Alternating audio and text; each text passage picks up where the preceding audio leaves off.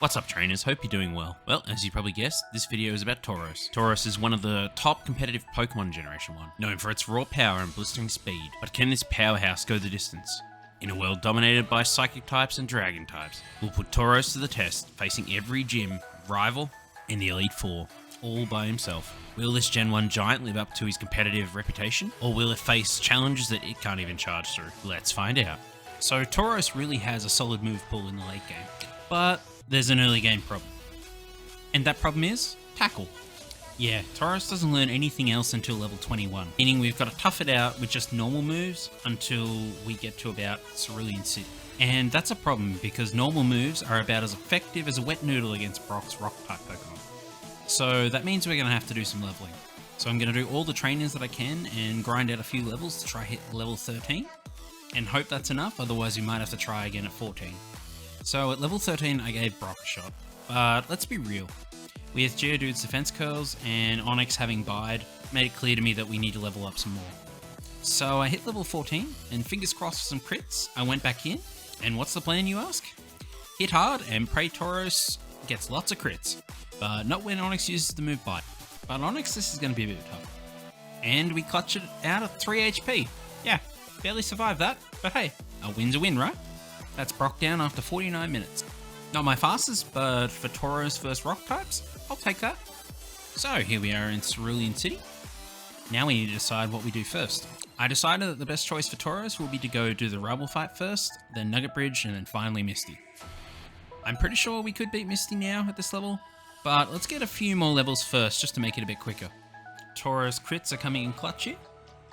Pidgeotto goes down without a fuss. Now Abra and Retardo, all one-shots. And now for his last Pokemon, Squirtle. 3 hits and he's done. Just a little warm-up for Misty. Now it's time for Misty. And just before this we learnt Stop, which does about double the damage of Tackle. So with that we one-shot Staryu. I don't think we'll one-shot Starmie. No, we don't. Looks like we're going to do it in 3 hits. And we're going to get Starmie here with a Stomp. And that's Misty down. Now it's time for Tauros to really start dominating. We're going to head over to the SSN now and learn Body Slam and take on our rival.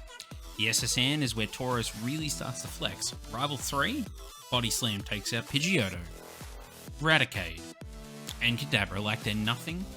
And even Wartortle we take out with 2 hits. And that's our rival over. Now for Surge. Looks like Surge is going to be more of the same here. Voltorb and Pikachu dropped Body Slam, but the real test is going to be Raichu. Does he survive? Barely. But Tauros charges right through with another Body Slam for the win. Easy sweep. Now it's time to head to Celadon City and do some shopping. Now we're going to buy a water for the girl and she's going to give us Ice Beam. Some of you might be thinking, well, Tauros is not the best at special attacks, but while he isn't the best at special attacks, he's still going to do a lot more damage with it to rock Pokemon than let's say Tackle or Body Slam will. Well, why don't we see it in action? Giovanni, meet Ice Beam. Onix, gone in one shot. Rhyhorn, gone in one shot. Kangaskhan? Yeah, we won't one-shot this thing. But we get it in 2, and that's with a crit. Well, that was an easy battle. And thinking of easy victories, let's head to our next rival fight, the one in Pokemon Tower. He leads with Pidgeotto, we one-shot with Body Slam. Growlithe, we one-shot him with Body Slam. Execute, we one-shot with Ice Beam. Kadabra, we one-shot with Body Slam. And for Wartortle, we one-shot him with a Thunderbolt. Tauros is just becoming really unstoppable now.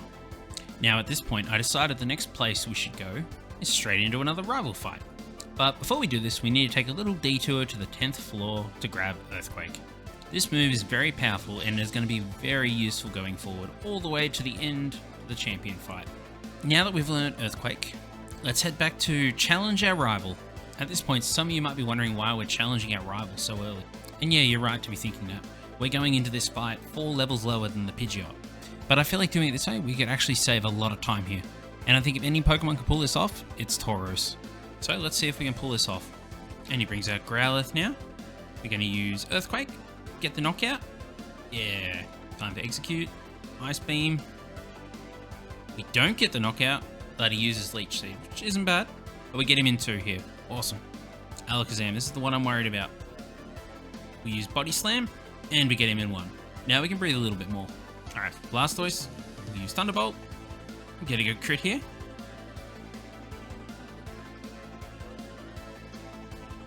And now we get him in 2 shots. That's awesome. I'm so glad that worked out. We actually pulled it off. Overall, this is a pretty easy win for Tauros, especially given he was 4 levels lower at the start of the fight. Well, what can I say about Giovanni? Well, I can say this is going to be easier than our rival fight, and we pretty much have all the answers for his Pokemon. So, while this is playing, I'm going to explain why I decided to go here first, instead of heading down to Fuchsia. Well, it's simple. We went here to learn Earthquake, because Earthquake is super effective against Koga's Pokemon, and that's where we're going to go now. Wait, hang on a minute. Did you notice we forgot to do something?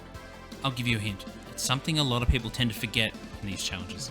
You've probably guessed it by now. Yep, we forgot to battle Erika. So let's go do that real quick, because I know if we don't, I won't remember until I'm on Victory Road, and the guard tells me I can't pass because I don't have the Rainbow Badge. I think it's safe to say we all know how this fight is going to go down. Erika's Victory Bell is level 29, and we're level 36 with Ice Beam. Yep, you guessed it. One shot. Bye-bye Victory Bell, and bye-bye Tangler, and that's a bye-bye for Vileplume too. Anyway, now it's time to get back to what we were talking about before, Koga. And here he is. Now it's time to see if our strategy paid off. We one-shot the Coughing with Earthquake. Good start. Now let's see if we can one-shot the Muck. I doubt it, but we should get close. It doesn't one-shot, but that's okay. We get it in 2. But unfortunately we get poisoned by Muck. Thanks, Muck. But that shouldn't be a big issue here. And another Coughing, we one-shot again. And last but not least, we have Wheezing. I doubt we'll get the one-shot here, but you never know. And we don't get the one-shot, but we did get him down in 2 before he self-destructed, so that's a win. Usually he always gets self-destruct off on me. Anyway, with Koga out of the way, now it's time to decide, do we go to Blaine or Sabrina? I think because we have Earthquake, Blaine will be the easier one. And Sabrina, I think I'd still like to get a few more levels, just to make sure that we outspeed Sabrina's Alakazam. So let's go to Blaine. And here we are at Blaine. Time to take on the Growth. We don't one-shot the Growth, just kind of surprised. But I guess I should have taken my own advice and used Earthquake. And now Earthquake for Ponyta. We one-shot. Can we get a one-shot on Rapidash? I doubt it, but we'll see how we go. We don't get the one-shot, but we'll get her in 2. It's time for Arcanine. I very much doubt we'll get the one-shot on him. No, we don't, but he uses Roar, so that's okay. So we get him in 2 with Earthquake. Now that we have a couple more levels, let's head to Sabrina. And here we are at Sabrina. And we're 1 level higher than Kadabra, good. We get the one-shot. And for Mr. Mime, we also get the one-shot. Unfortunately, we don't get so lucky with Venomoth, but we'll get Venomoth in 2. And now for the one I'm concerned about, Alakazam, can we one-shot him? We do, awesome. And that's Sabrina down. Now it's time to head to the last Giovanni fight. Well, I'm not expecting much for this fight. We use Ice Beam to start with, and we get the one-shot. Same with Dugtrio. And we're going to use Earthquake for Nidoqueen. One shot. And another Earthquake for the Nidoking. And one shot. Hopefully we one-shot the Rhydon here. And it is. Awesome. Easy as I expected it would be. Well, now with all the gym badges down, it's time to move on to our last rival fight. Well, last before the champion fight. So going into this fight, I'm feeling pretty confident. Even though our rival's Pidgeot is 5 levels higher than our Tauros. I did consider using the rare candies at this point, but I honestly don't think we need them at this point. So we might as well try and get a couple more levels before using them. Now Growlithe, and I made a mistake here, I accidentally clicked Ice Beam instead of Earthquake, which only took him down to about half HP. And he used Takedown. Thankfully though, it didn't do too much damage, but we get him with a Body Slam on the second. So we make up for it. Executor, we down him with Ice Beam.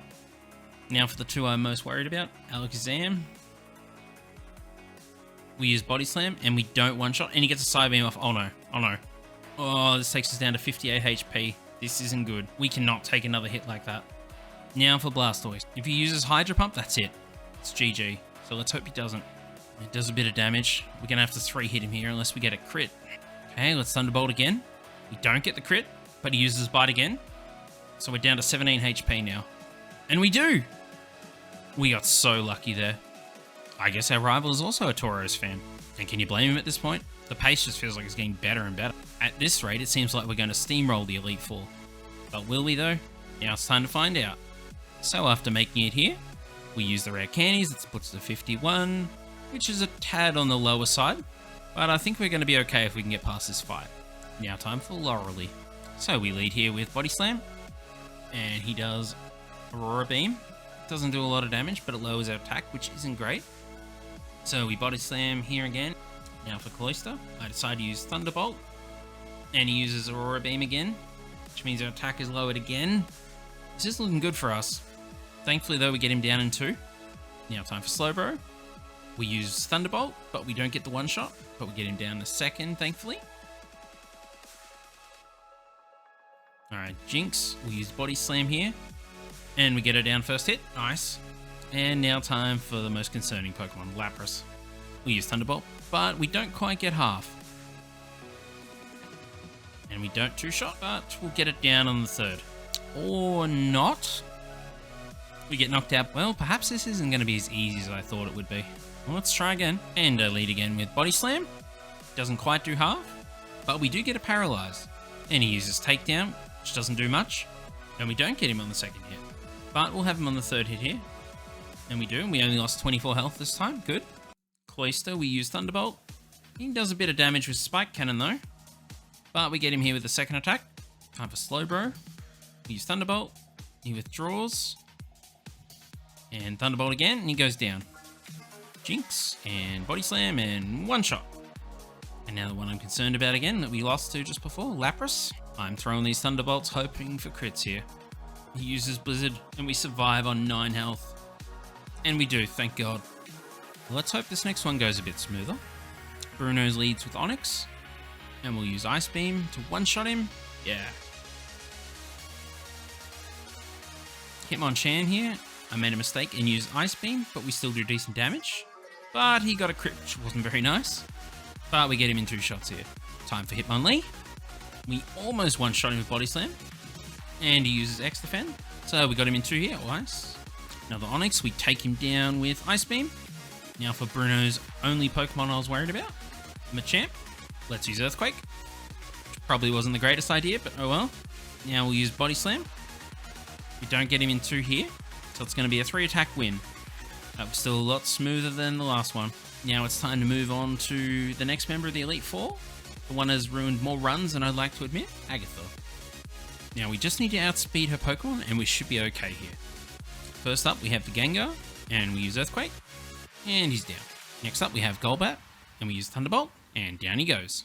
Haunter, we use Earthquake, and down he goes again. Time for Arbok.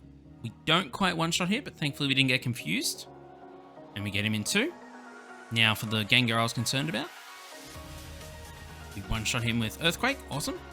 Now it's time for Lance. Now the question is Lance going to be as easy for us as Agatha was?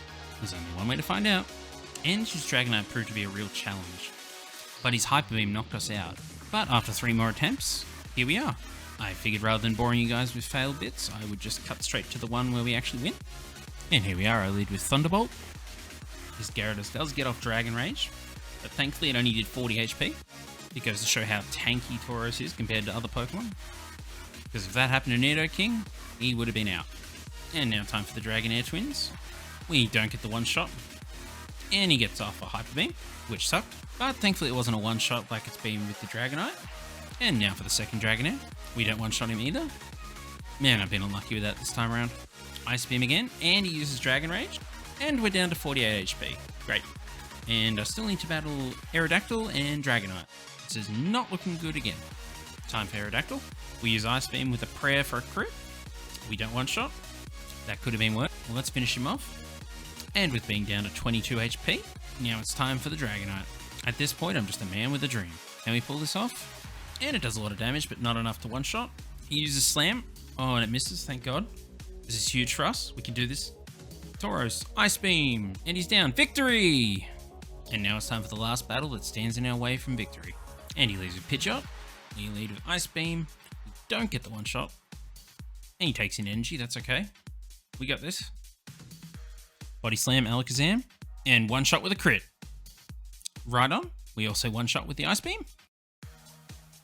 Time for Arcanine. I doubt we'll get the one-shot here, but let's try. Earthquake.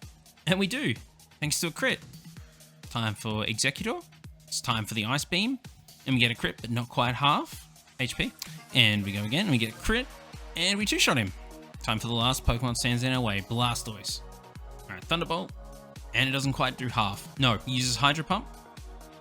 Oh, thank God. We survived on 46 HP, but we can't take another like that or it's over. We did it! Tauros and his speed gave us another crit, which clutches the victory against the champion. And now for the moment we've all been waiting for. I'm going to have a guess and say this run will be somewhere around 3 hours and 50 minutes? What's your guess? Anyway, we're about to find out now. And it is... whoa. 3 hours and 37 minutes. That's insane. Did you guys guess close to that? I'd love to hear it in the comments. But just think for a minute. Could you imagine the time we could have gotten if we didn't have such a rough start with Brock? Because I believe Brock was like 47 minutes or something to beat. If only he had like one more move or something. Anyway, thanks for watching. And don't forget to like, comment, and subscribe. And I'll see you guys in the next video.